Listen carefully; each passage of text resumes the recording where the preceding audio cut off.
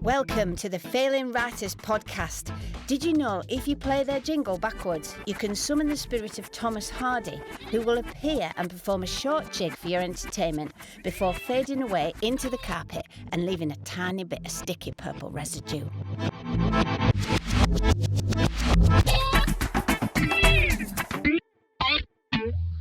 So, what we're talking about today? We said that we were going to talk about rejection, didn't we? Probably need to have something else to talk about as well. but we have to ask the question. Yeah. As always. Oh, boys, I've got a bit of a confession to make on that score. Oh, what's Oh. Have you been writing anything? I haven't touched anything. Oh, Tom. I haven't. That's all right. We're all in our booths. This is a bit like a confessional, isn't it? It's not. Yeah, that's true. We'll be your priest. Open the flap and tell us all about it, my son. I just It's okay. lost the mojo on it. Wow. On what? Yeah. On Yeah. everything. What? So, were you supposed to be editing? I don't know what. I guess I don't know what I was supposed to be doing, Dave.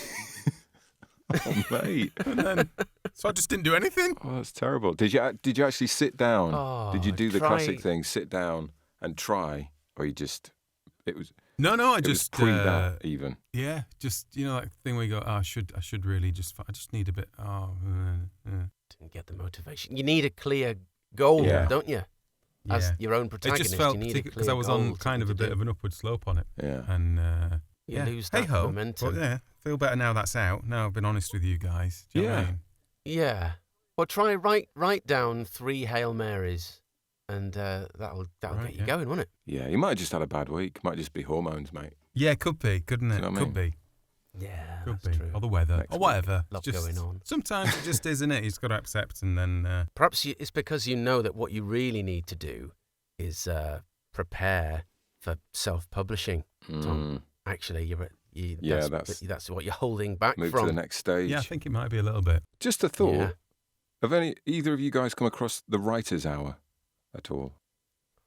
Obviously not from the silence. But it's no. a website where you basically Oh. register to join like a writers Zoom group. I think I haven't actually done it myself, but I think basically what happens is you'll just sit and write together for an hour with some other writers. But it's supposed to, encourage you. Well, that sounds hideous. It does a little bit. But I thought it might be quite fun for us all to do. It's supposed to kind of encourage, regular writing time. Do you have to? What do you I think you have to briefly introduce yourself at the start and say what your work in progress is, and then you all just sit there in silence and write. Oh God! But I think we should do it one morning. I think that there's various different slots throughout the day Yeah. for different time zones. I think. feel like we might be the naughty people at the back of the class. Yeah. So what? So you say hello to everyone, and then you I think just so. sit Yeah, and you say write what your you're own doing. thing. Yeah, but I think it's designed to, you're there for a reason. Then it's like, and there are other people in your position, so it Are encourages you allowed you to talk to people? Are you allowed to kind of go, oh, sorry, group, sorry to interrupt. I Just don't trying know. to find another word for sky. I Is there don't any other know words what the for rules sky? are. I think it's mainly silence, but yeah, yeah. Do you have It to? would be good though, wouldn't it? It'd be good to pretend something dramatic is happening right in the middle, Yeah. like you're having a heart attack or something. It's not Or- tempt or someone- fate. Or just Get Katie. If I got Katie to put a balaclava on and climb through the window behind me, see if anyone noticed. or very casually take a surprise phone call from a random publishing agent or something. Oh, yeah. But hang on, Yeah, do I'd you love do to. this? You're on camera whilst, so people are I watching think so. you. I mean, write? presumably you can choose to turn your camera off or whatever, but I think so. I think it's just Zoom windows. I haven't done it, so I don't know, but I think it'd be quite fun to just see. Do you pay see for what it's this? like. No, it's free. I Oh think. wow, okay. I've registered and they haven't charged me anything, so I think it's free. But I haven't actually done it yet. But yeah, Wow. I wonder how George Orwell would feel about this. Oh, I don't know. I mean, he's dead, Tom, so probably doesn't mind. really Yeah, doesn't really matter now. but that might help, Tommy. If you had like a regular little slot, even if it was just the three of us. Yeah, if we had, I'll tell you what, if you had people watching you all the time, you might feel that you had to do something. Yeah, that's what I mean. Yeah. I think it might work. We should do it. Well, it's worth. I'll tell you what, Should we do should, perhaps we should investigate it so that other people don't have to. Yeah, Take one for everyone the else team. can leave it well alone. Exactly, yeah. Yeah, we could report back. It sounds a bit ridiculous and desperate, which could be just the kind of thing I need. Exactly, yeah. Yes. So what is it? I think it's just writershour.com. Register, and then we'll try and find a slot where we can all do it, and we'll do it for an hour. Perhaps we could, Some we point could just next week, sort of maybe. get in with a God, get we in know with a how bit to of, party, don't we, boys? drinks and stuff. I tell you what. In silence. I'll tell you what. Bring some drinks and some I snacks. don't know Yeah. if you're allowed to do that, Dave. I know, that's quite You know, noisy, like, isn't it? Can you imagine oh, munching your way through a session? What about like soup? Yeah, Slurpee. Not really a snack, though, is it? I don't think if someone said I've got some snacks and then they got out some soup, you wouldn't go, "Oh yeah, can I have a bit of soup?" It's not really a snack. It's not a nibble, is it? Not No. like, it'd have to be like frozen into cubes for it to be a snack. Snacks in first something it'd have to be crunchy soup, Yeah. wouldn't it? Unless That's a you brought starter every day of the week. I brought a couple of straws. Can all have some. Yeah. What's the crunchiest snack? A wheat crunchy. A firm Yes. carrot. Crunchy. A Cadbury's crunchy. Yeah. Crunchy nut cornflakes. Okay, so we all we all bring a really crunchy snack, and then just Right. see what happens. Yeah. Okay. Is there a moderator? There must be. I don't know. There must be somebody. Yeah, there'll be like who says, prefects, won't yeah. there? Keep it down at the back. Yeah. It's feeling Round. quite a lot like a GCSE exam, It does, doesn't it? isn't it? You've got an hour, sit in silence, and Yeah. you get in trouble. And you for have to doing get stuff. something Yeah. done. Yeah. Are you allowed to go to the toilet, or do you need to put your hand up and someone has to come with you to check that you've not got the entire maths Yeah, no. syllabus on your wrist?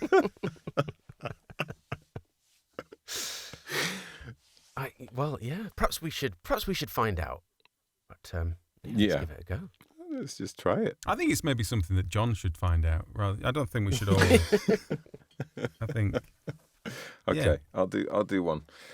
I'll do one next week. Let's move on to what have you written, John? Well, I Have you just been looking at this website, thinking about writing? Yeah. No, I've started outlining my next book, Have you? which I never thought I would do, because I'm not really an outliner. I never have been, anyway.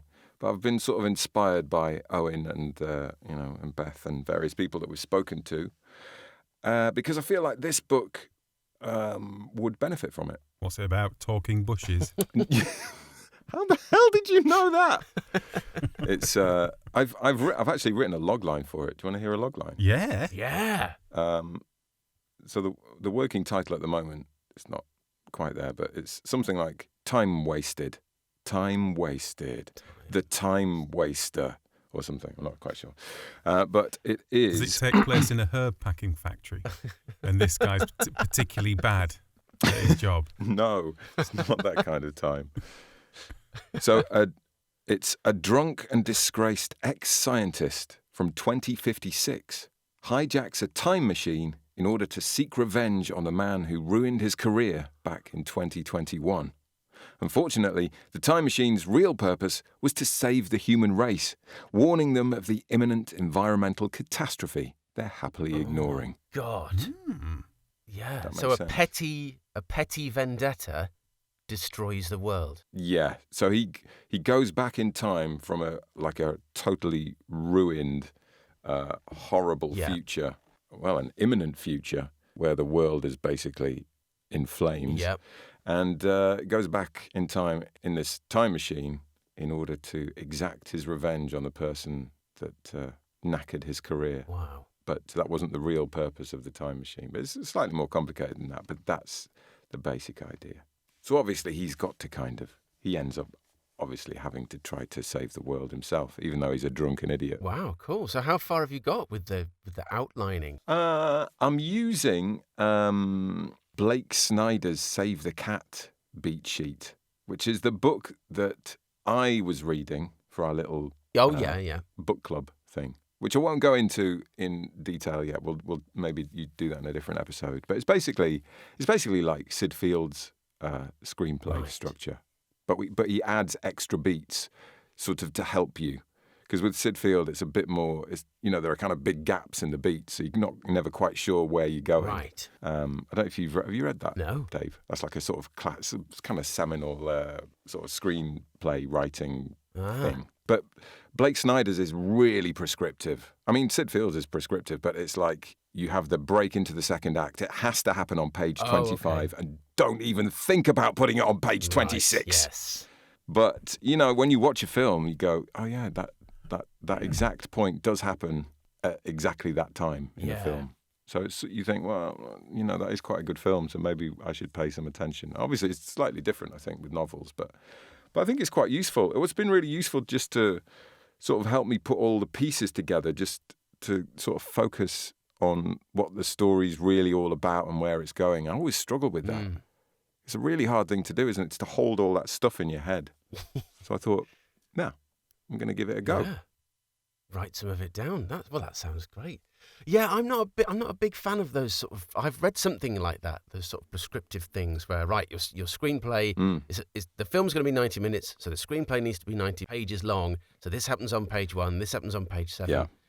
I generally speaking not a big fan of that kind of prescriptive way of doing things. Yeah, it does feel really inhibiting. Is that the word? Formulaic, isn't it? I mean, it's formulaic. It's Yeah, like really... exactly. Yeah, like everything seems like forced. Like you're halfway through writing a conversation, but then you have to stop because something has to happen right there. Yeah. But I think what's good about it is that it will help you sell your screenplay. Yeah. Because there are people that literally will flick to page 25 and go, is it happening here? Yeah. It is. Brilliant. Okay, I'll keep reading. Yeah. Whereas there's some people, you'll send a screenplay in, and if something isn't happening at the time it's supposed to happen, they will literally just chuck it in the bin. So I think it probably, if you're serious about selling stuff, I think it probably works. But yeah, I agree. I think it's really like, it turns everything into a formula. But then you think, well, everything sort of is a formula, like all the really good stories. Yeah, the difference is, though, isn't it, whether you're writing to the formula prescriptively or whether you're naturally writing and what you've written ends up fitting the formula anyway. Falls into it. Because stories do. Yeah. Well, I think it does. I think if you write something good, it sort of does that anyway. Yeah. But you might be a page out or something. But it doesn't alter the fact that's still a good framework to use. Yeah. But I'm not being obviously it's not a screenplay, so I'm not being as structured as that, but I'm sort of just using it as use the basic as a structure. guide, really. Yeah. Well, that sounds exciting, John. So it is exciting. I'm quite enjoying it as well. I didn't expect to enjoy it. Another fortnight of writing and it'll all be finished, I guess. Yeah. Yeah, just be done. Yeah, and I should be able to write the whole thing after outlining. Should rattle 3 or 4 through weeks, it. Yeah. So if you've outlined it absolutely. properly. I see no reason why not. Set yourself a deadline, mate. No probs. Should probably start looking for an agent. I would think so, a publisher. I would just ring up a printers. Yeah. See if they've got enough paper in. Maybe get some hotels booked as well. When you do your tour, signing the stuff. Yeah, get them booked up. Yeah. Those literary festivals, they do get busy, don't they? Yeah, it's good though, John.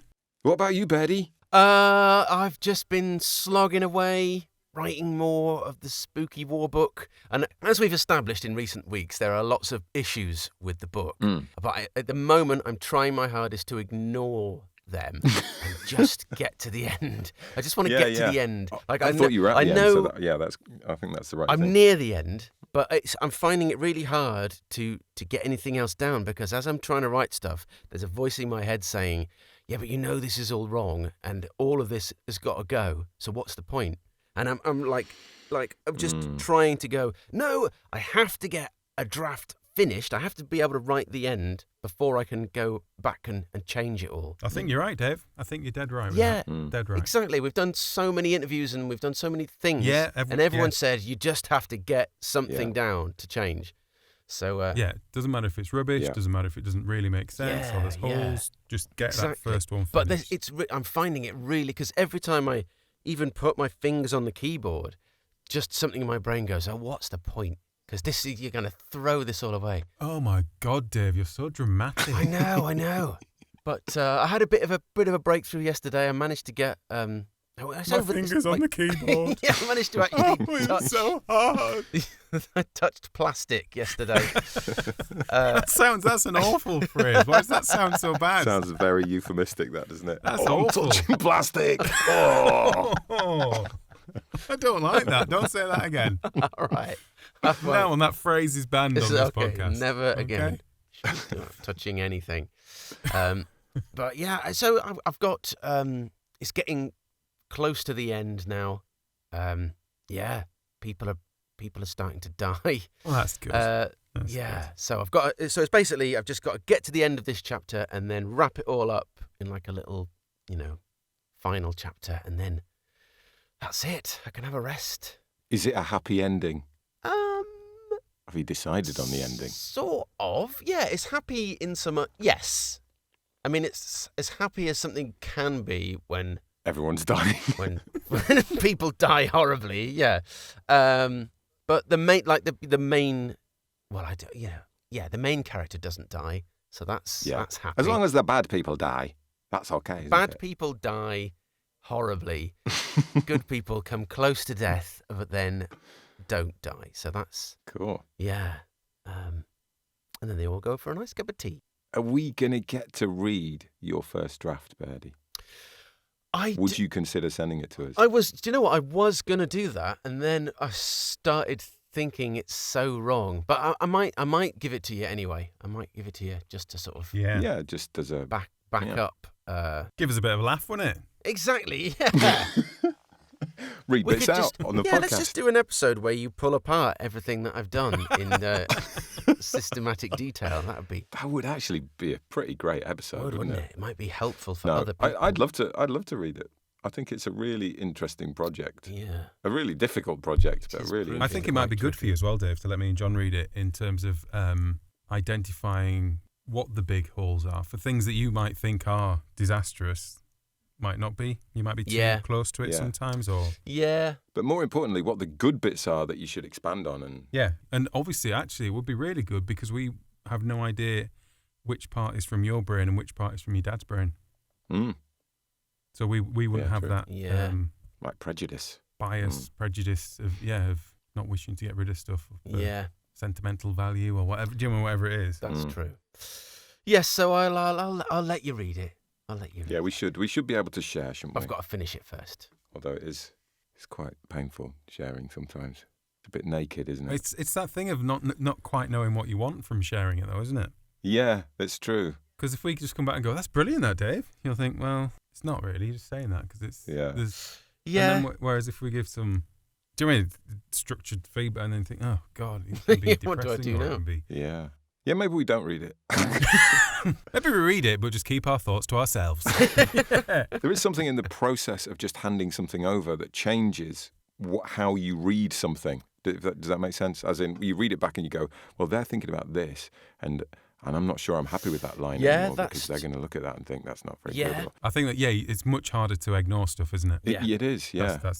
But you definitely think about a piece of work very differently once you've handed it over to somebody. Because you can't lie to yourself anymore, isn't it? Yeah, that's what it is. Because what you do, you tell yourself little fibs, but I'll change that bit later. That's kind of all right. Yeah. And then someone else's actual eyes on it, the idea of that makes you think, that's got to go. But it's true, you do start thinking, God, I bet they've read that, but I bet they don't like that bit. You know what? I bet that bit is the bit that's really sticking out. And then suddenly you realise that you've known all along that bit was wrong. But like you say, you've pretended it was okay. And you might think, Tommy will like this bit. Or Birdie will like that bit. And then it just vanishes over their heads. And they don't, no reference whatsoever. Oh, which bit? No, I didn't even realise that was, Didn't even recognize, missed that bit. Let me explain to you why this bit's good.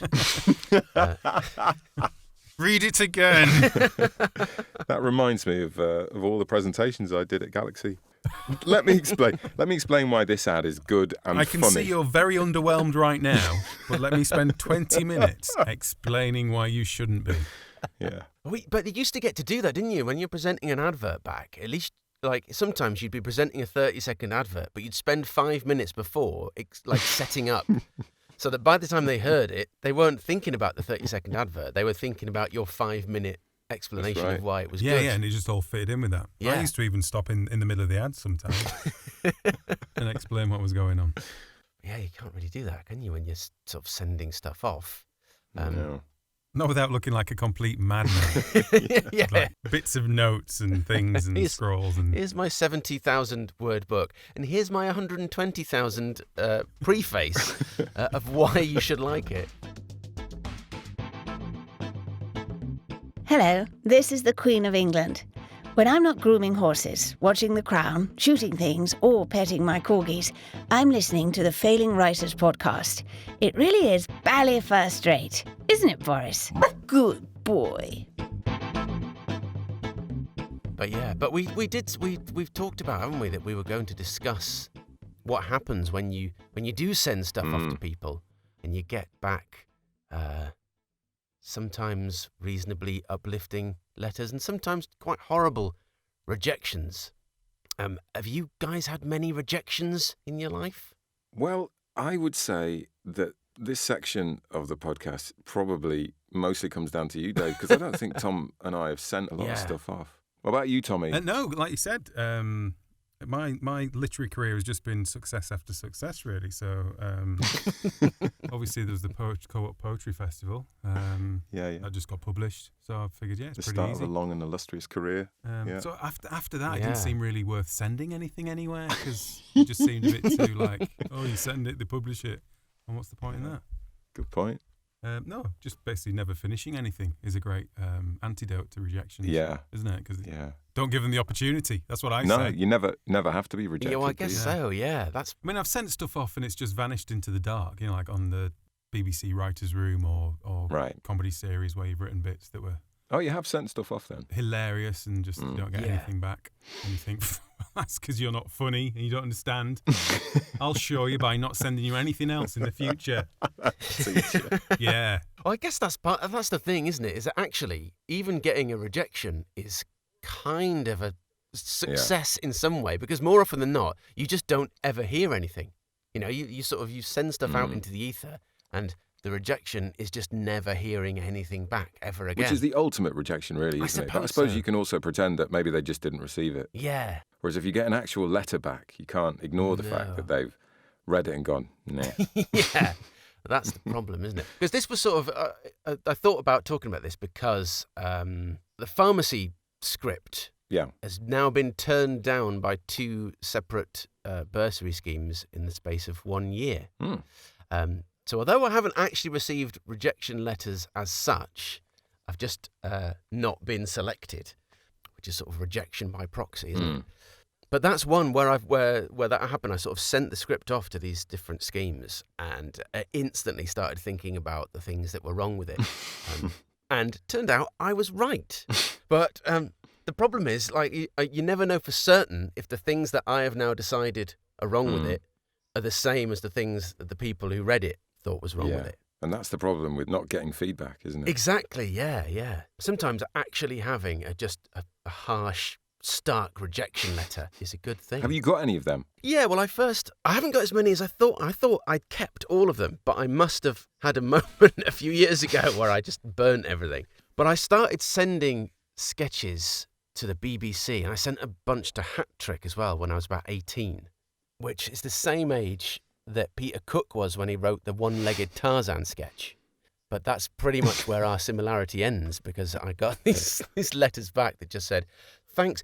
And they used to have the time to do this. They would send back letters that said, thanks for sending all these sketches in. We won't be reading them any further. Wow. But thanks. Won't even be reading any more of your work. No, we won't be. Yeah, well, maybe I phrased that wrong. Yeah. We'll never look at anything with your name on it ever again. We looked at the first 10 words, not a single funny word. Yeah, We'll not bother reading the rest. But, they were sort of standard. I think a lot of departments used to have a standard rejection letter that they would send. So you'd put your stuff in an envelope, send it off. They would put it back in a different envelope, put a standard rejection letter in it, and send it back to you. But it was never enough to sort of turn me off. And then I remember we talked about the Scottish people, Tom. Oh right, yes, yeah. Well, I sent some sketches to him before we did that training session. That training session, and I do have the letter that he sent back, and it starts with, overall, I thought this was a very good, solid batch. And we've talked before, didn't we, about this sort of issues with words like solid or competent.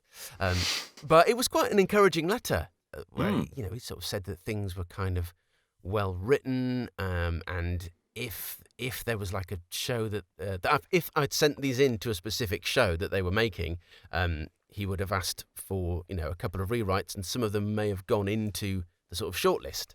So that was good. And that's what kind of got me sending more sketches to them, and eventually ended up getting that one on TV, which was actually none of these. I've got the list of the sketches that I sent to him, and none of the ones that I sent ended up in that show. And I guess that's kind of how it works, isn't it? It's quite a long process of sending bits in and just getting someone to recognise something somewhere that they like and asking for more, and eventually you get something on TV. And it's difficult to know what exactly they want, isn't it? Once you sort of start communicating, it's difficult before that. Yeah, really. well, that's the thing. Unless you're writing for something very specific. Yeah, so like looking at this letter, it's nothing about what they like per se, but there's a few things about what they don't want.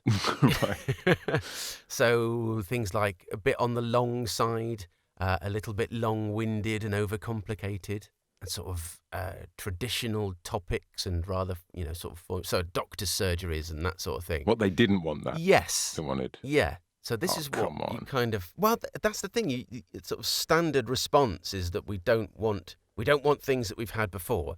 But then stuff that gets made tends to be a bit like stuff that's been made before. That's what's always very confusing, isn't it? And I don't know whether it's just that it starts off with the best of intentions and gets watered down in the process. So they don't want to start from that point, because if that gets watered down, it'll get watered down to nothing, or whether it's just... There are very few things that end up on TV that are genuinely like new and different, but they tend to be the things that everybody remembers. Yeah. So everybody thinks we want something new and different, but actually they don't, because what ends up being made are more things like the new and different things. Yeah. Yeah, absolutely. There's, because I think it's just stuff costs money to make, isn't it? Stuff costs money to produce, or it costs you want a money safer to bet, publish. don't you? Yeah, exactly. If there's a name somewhere behind it, or there's something that is going to instantly drag an audience in because it's familiar in some way. That's the eternal Yeah. problem in Hollywood at the minute, isn't it? With the film output. Do you mean, would you rather make Fast and Furious 27 and have a guaranteed box office profit of whatever, or make some weird film about a drunk scientist that travels back from the future to try and save the world, but he doesn't really want to, he's just a bit annoyed with this guy? Yeah, that's a great idea, Tom. I'd watch that. But if it was your money on the line, you'd probably go with Fast and Furious 37, wouldn't you? Or combine them. You could combine them easily. Whoa, hold on a minute. Yeah. And that just makes it sound like one of those classic pastiche of a Hollywood meeting, doesn't it? Where you take your scripts in of the time-travelling scientist, and you go, yeah, brilliant, but what if the scientist was a driver? Okay. Well, I guess we could. Can we make him bald? Let's make him bald. What if it wasn't a time machine, but it was a Subaru? Any more? You got any more rejection letters? Yeah. Come on, Dave, you must have. I've got one that says... You must have loads more. I've got one that says... This is from the 15th of June, 2007. Dear David, John and Tom. What? Thank you for sending us your script Saturday Night Television, which we have now had a chance to consider. We are afraid that at this point we are not able to take things any further with you on the basis of this script. Is that it? Well, we're sorry to not have better news. Blah-de-blah-de-blah. As you'll appreciate, we receive a large number of scripts each week and can only focus on those few projects and writers that have a strong chance of commission. The bloody idiot. I know. Honestly. They really missed out on that one, didn't they? Seriously. But yeah, that's our one and only joint rejection letter. I never knew you sent that off. No, well, I sort of did it in secret. I just sort of... Yeah. I never knew we'd been rejected until... No, I feel really bad. Is it too late to appeal to them now? Or? I mean, what are we talking? 14 years ago? Yeah. I really think we'll be hitting the zeitgeist now with a... Yeah, that's the trouble. We're just massively ahead of our time. Yeah, exactly. I think sketches about You've Been Framed on the radio... That's still current. I think it is, yeah. Some of the jokes in it might be considered a little bit. Yeah, maybe. See, maybe. Yeah. But I don't even know if Sangeeta Patel still works as a script assistant in the writer's room at the BBC. Quite possibly In not. the last 14 years, I would imagine they've worked their way up somewhere. Yeah. Well, packed it all in because it was just so heartbreaking turning down such amazing work. Yeah. I mean, we could have been the straw that broke the camel's back. That's Yeah. it. This is ridiculous. Why are you making me reject these reading people? any of this this. is cold. We just can't make it. It would make everything else we produce look bad. It's too Would destroy good. the reputation of the BBC. I'll tell him that in the letter. I'll tell him. No, don't tell him that in the letter. He'll send it somewhere else. I just keep I saying. just want to crush the hopes and make sure it doesn't go any further. So they never send anything ever again. Yeah, that's brilliant. Yeah, that's what happened. I'm cool with that now. Yeah, that's fine. Yeah, that's Yeah. Fine. That's good, Dave. Well saved up. Well, so there's one more, which is a slightly different type of rejection letter, which was actually quite encouraging to begin with. So I sent some scripts in for a particular show, and they came back and said, nothing really wrong with it, but we've had a few sketches along similar lines, so, we might take yours, we might take a different one. And there was another one that said, I like the idea of it, but could you try rewriting a few bits of it? So that's an encouraging sort of letter to get. Hell yeah. But the sort of downside of it is when I did do the rewrites and sent the rewrites in, I never heard anything back again. And I can't help but think that means I made it significantly worse than it was in the first place, despite having quite detailed notes about what it was that they wanted. So that's quite bad, isn't it? That seems a bit mean. Yeah. And the only other thing is that the sort of scheme that I met Queeve on, the Northern Laughs sitcom thingy. Oh, yeah. I progressed. Was that the Jeremy Dyson? Yes. No. So I progressed quite a long way through that. I had these sort of one-on-one meetings with Jeremy Dyson. We had the sort of big final thingy up in Edinburgh, and it was a wonderful, great, uplifting experience. And then a short while after, I just got an email that said, thanks for being in this. We won't be progressing with it any further. Best of luck in the future. And that was kind of it. And somehow that was like the worst kind of hammer blow, because it had been this great long process, all the while thinking, wow, this, I'm actually achieving something here. And then it just sort of ended.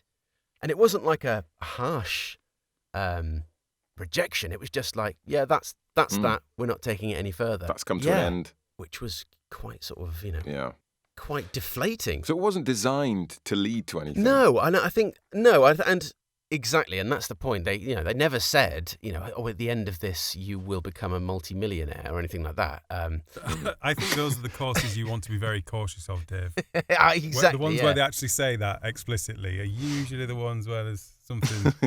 There's a rabbit off somewhere. That's not. All you have to do is send us £1 million, and at the end of it, but no. So there was never any sort of promise of anything.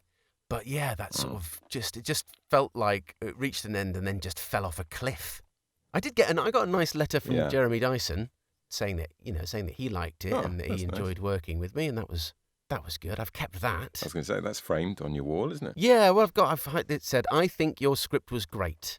And so I kept that bit. But yeah, so that's the sort of, the long way of saying I've never achieved anything. But at least I've tried. At least I've put myself out there. David, there's a lot to be said for that. Yeah. True. So, Tommy. What? Any rejections? No. No rejections. Apart from that surprise one that Dave's just foisted upon us. For some reason, for his own pleasure. If I've got to go through it, I've been holding that rejection for the both of you for all these years. Just waiting for the right time to make the most impact. Exactly. Yeah. I thought I'd wait until there were other people listening. Yeah, good point. Before I told you about it. Like I said, I've been ignored on stuff that I've sent off. But yeah, no one's been that bothered to actually reject me. So Dave's doing quite well, actually. Yeah. Well done, Dave. In a funny way, yeah, I suppose so. But I think it's just something that you kind of have to get used to. If you want to write stuff and you want other people to read it, you have to be ready for people to say they don't like it at some point. And I think you have to accept that they might not be right. Exactly. I think we Yeah. can tell ourselves that. Yeah. No, I don't think it's even a case of that. Yeah. I think, do you know what I mean? There's not a right answer. Obviously, those people are deciding what's right for their program or what's going through to. But it doesn't mean what you've done is rubbish or not usable Yep. in a different place or time. Yeah, and I think that's where becoming persistent and resilient Yeah. and a bit thick-skinned is actually a huge part of the Yeah. skill set of being a successful writer, isn't it? Yeah. You see, I'm not Yeah. that at all. I think, Bairdy, I think you're quite resilient, aren't you? You're a good bounce backer. But it's interesting how many people we've spoken to recently have said that nothing that they've ever written has been wasted, which is a really Yeah. interesting way to look at stuff. Yeah. You know, you try something, it doesn't work, someone says it's not right now or it's not the right Yeah. thing, but you can always repurpose Yeah. it somewhere down the line. Or you've just learned something. Yeah, it still exists. Yeah. Remember, if you're enjoying the podcast, even if you're just barely tolerating it, please recommend it to your friends. So, anything else to talk about? Might be a good time to link into that book, Yes. John. So we we've can got see. we've got a chap called Chris Paling, a writer, queued up on the show. We've just interviewed him last night, and he's written a rather wonderful book called A Very Nice Rejection Letter, which is very apt. Yes. He's actually got his rejection letters at the back of the book as well, which you can read and enjoy. Yeah. Which I felt was, after reading the book, was a really Yeah. great thing to read through them at the end, rather than having them sort of spaced through anything, but to have them as like a little separate Yeah. library of rejections. And you could kind of see the little ups and downs, and what we're just talking about there, about how some are just like not really bothered and are just, scriptomatic rejection letters. And some of them were like really kind. Yeah, they were very encouraging. And the last one, of course, is the one that says, "We would be delighted to publish your book." Yes. That must be a nice Yeah. thing, eh? I think Owen said that he's still got the email, didn't he, where he'd said, "We'd like to be your publishers." That must be It's got to be a good moment, isn't a it? lovely feeling. Let's try and get some of them then, Yeah. shall we? Yeah, for next week, let's try and get... Our task for next week is to write an acceptance letter. For each other. just send it to each other. Yeah. I'm not sure that's quite what we're... But, how yeah, it it'd be nice works. to have one. Yeah, I'll do that. Yeah. But anyways, good interview. Looking forward to that drop-in. Yeah, really nice guy. And Very nice chap. yeah, just another good aspect on the world of getting published and not being always successful, but having little successes and trying to just enjoy the process of writing. Yeah. Even if you never make it and you sort of, you're wading towards the end of your career, and I think Chris was sort of very aware that he's never going to be like a, huge best-selling author. Although, who knows? I mean, it's like he's decided that won't happen. Yeah. But he's had so many brilliant reviews, and critics have really liked his work. He's a very good writer. Yeah, he is. Lovely working of language in his writing. But yeah, so we talked a little bit about what constitutes success, don't we? And I think that's quite an important thing to think about, really. For you guys, how would you define what success would look like for you? I think if people come back to you and say, "I really enjoyed that," even if it's only like a handful of people, I think that might be all. I think my internal definition of success as a writer has changed since we've been doing this podcast. Oh, really? That's it now. Yeah. So what did it begin That's as? interesting. I think my definition of success before this podcast was literally being a bestseller, if you like kind of, like getting published, get lots of money from being published. Yep. That's the success. Do you know what I mean? Yep. I think having spoken to all these people, having chatted with you guys, having actually got back into the writing, I think success in writing is just moving forward. Yeah. Yeah. I don't think there needs to be or has to be a set of goalposts. No. And there isn't really an end point, is Yeah. there? I mean, being published is an end point, but as we know from Chris, it's not necessarily. No, and I think that's probably what I that's thought not to the start be off all with and end as all. well. Success would be writing a novel, getting it published. But then it isn't, is it? Because then if you do that, then are you saying, well, there's a next one to do? Or are you doing it full time? Because then there's a lot more to do. Yeah. And then that's what you're doing. Yeah.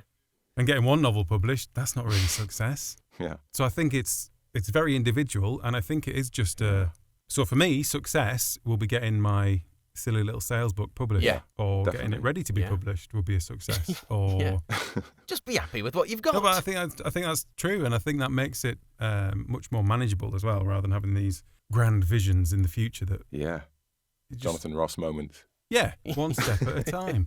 Yeah. But I think my viewpoint has massively changed on. That's interesting. I think it's also like, I think I've discovered in the process of doing this podcast that it's incredibly hard to get people to read your books. Like, I think it's probably a lot harder in some ways to be a writer now than it's ever been, just because there's so much more content out there. Yeah. It's like doing a podcast as well, getting people to listen to your podcast. 10 years ago, people listened to your podcast because you were one of, a handful of podcasts. Yeah. But, I think the more content there is, the harder it is to get people to focus in on what you're doing. Even if your podcast is really, really good. Yeah. Exactly. Do you know what I mean? Obviously is. But maybe the problem is we don't have the opportunity to explain to people why our podcast is so good. You could just have that opportunity. You just give us 5 minutes. Well, but one of the measures of success, I think, is whether you get invited to appear at the Ilkley Literary Festival fringe events. Well, I think you're absolutely right, Dave. But that is very exciting news, isn't it? It's, We are doing a live event. Well, tell us all about it, John. It's your local thing. Yeah, you made us do it. What's happening? It is, yeah. So we are going to be we're doing a live event. We're going to be part of the Ilkley Literature Fringe Festival, which takes place during the summer. And we are going to host a live outdoor podcast event at Ilkley Manor House. And we're billing it as the greatest story ever written in the history of the whole world ever. That's pretty much a guarantee, by the way. Yeah. I mean, I think it is. You're going to come away from that having learned a lot. It's going to be a life-changing event, isn't it? I mean, there's people, that were lucky enough to be at the 1966 World Cup final. Yep. Live Aid. Yep. The 1985 World Snooker Final between Steve Davis and Dennis Taylor. Maybe been to see Ready, Steady, Cook live. Yeah. I mean, big things. Big events in world history. Yeah. But what's incredible is it's a free event. What? I mean, can you believe that? It says you don't even have Where's to pay. Where's our fee coming from then? Well, it's not coming from anywhere, Dave. Oh, Jesus Christ. This is getting worse by the minute. So, when? When is it, John? Well, Dave, it is on August the 5th at 6:30 p.m. And it's not going to be very long. Basically, it'll be long enough, John. It'll be long enough. it'll seem really long, but it's only 45 minutes. I mean, it'll be wow. Yeah. So we've got 45 minutes, and the plan is to improvise a story using suggestions from the audience.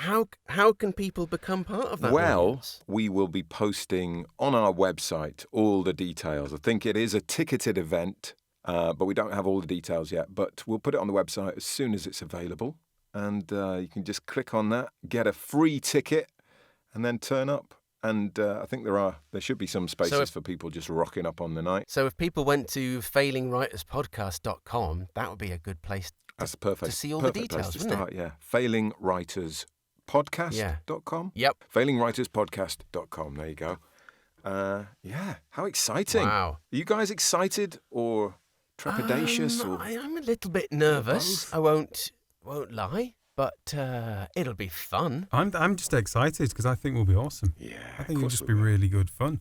Yeah, I'm actually really looking forward to hearing the greatest story in the history of the world ever at the end of the show. Yeah, because I have no idea what it's going to be. Yeah. Don't think we've overbilled it, do you?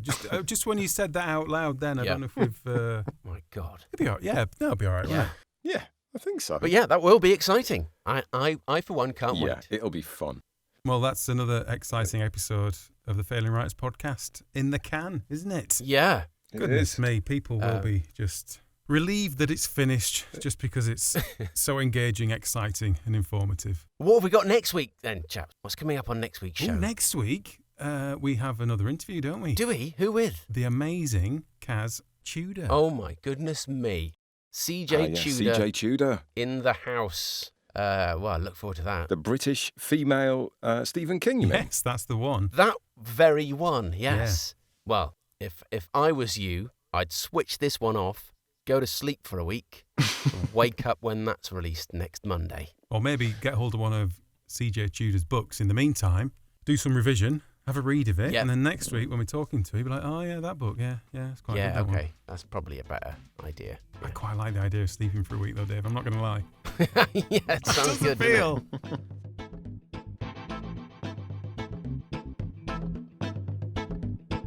What about you, Dave? Any family story, right? No. Well, Jess is only 6, so I mean, she makes up her own stories about Barbie, and I just don't want to get in the way. I'd only get it wrong. Imagine you there trying to get involved and go, well, what if Barbie did this? And then she didn't really say anything. But later that day, there's just a little note pushed on the bedroom door. Little rejection letter. Little rejection there. Thanks so much you for your so much input. for taking the time to try and help with the story, Dad. But on this occasion, I won't be taking it any further. it was quite solid.